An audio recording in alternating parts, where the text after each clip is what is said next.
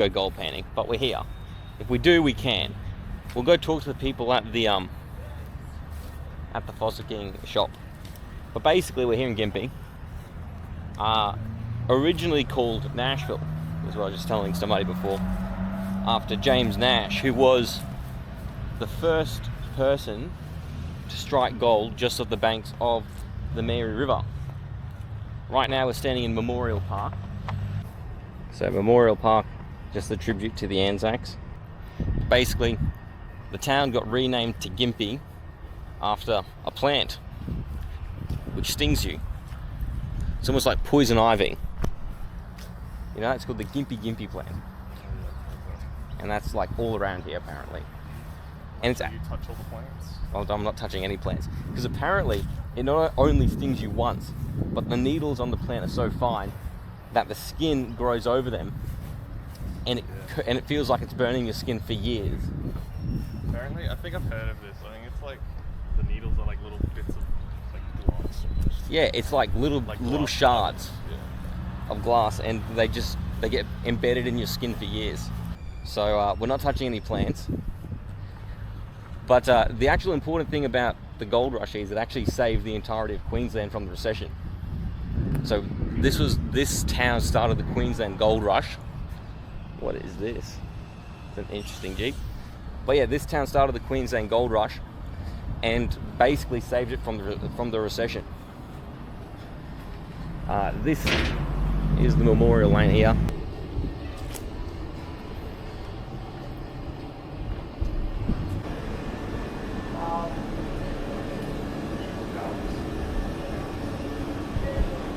The artwork's pretty cool. So I think they commemorate each division of the army. So that's naval, land, air force, and the nurses, the health side.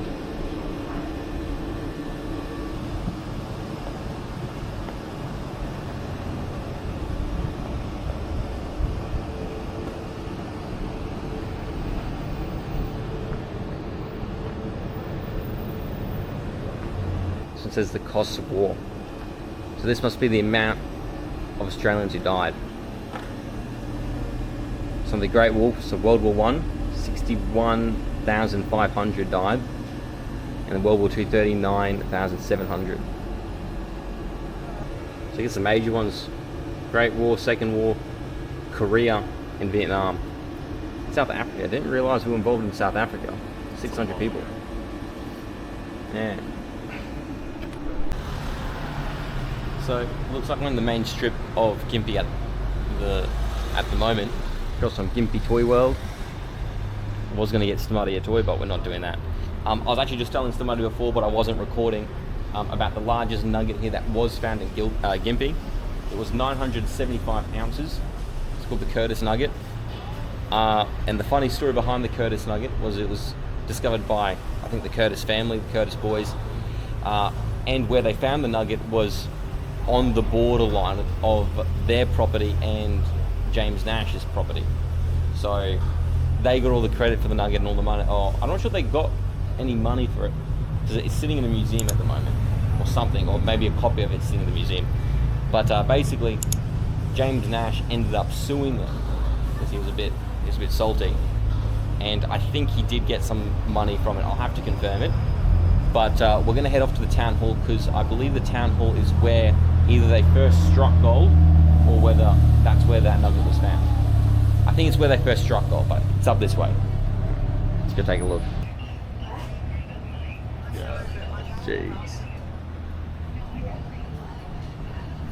Everyone wants their daily huff and puff.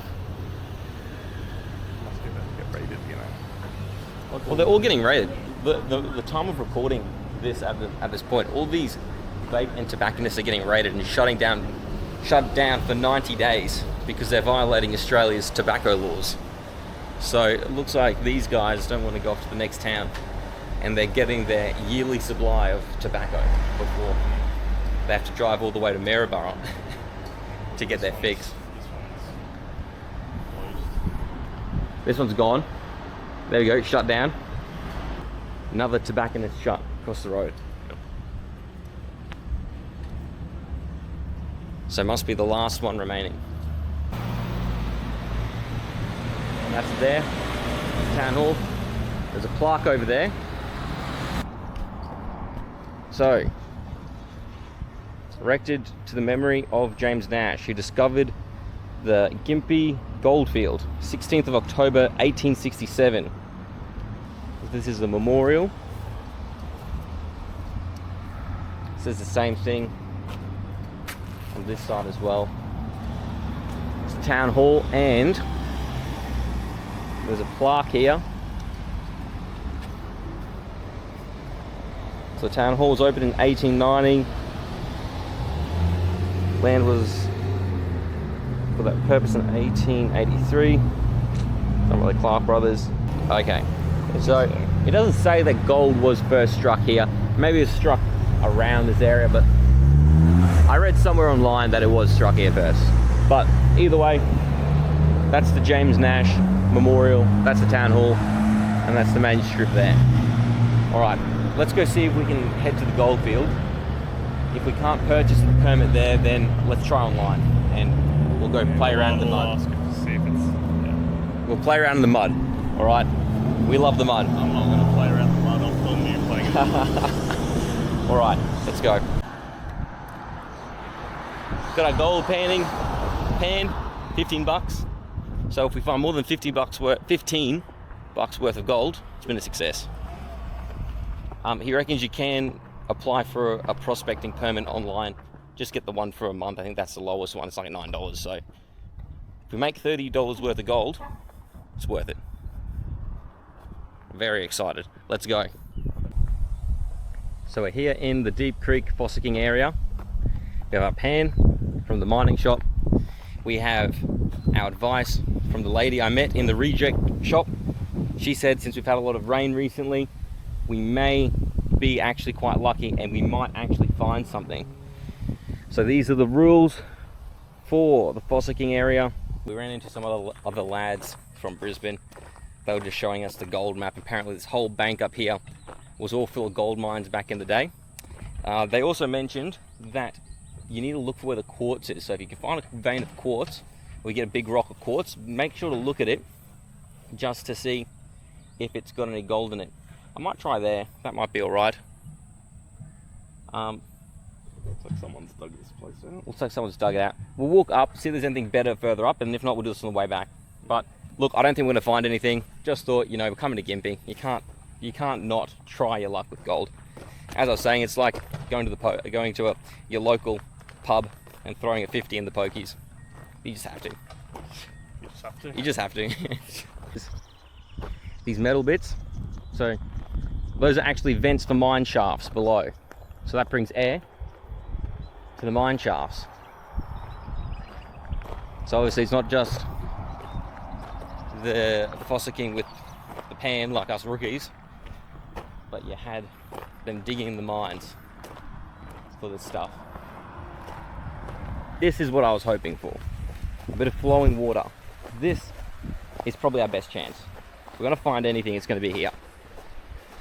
So, from what I do know about gold fossicking is rapids like this, they act as sort of like a sluice box. And for those of you who don't know what a sluice box is, basically it's a box where you go and it's got grids in it, kind of like it's got little grids like this, and the gold sinks to the bottom of the grooves, and it deposits there. So after all this rain, a lot of hopefully gold has been flowing through here, and we'll give it a go. So right where the water dumps, the idea is it gets momentum and then immediately drops. So we're going to try that, see if there's anything there.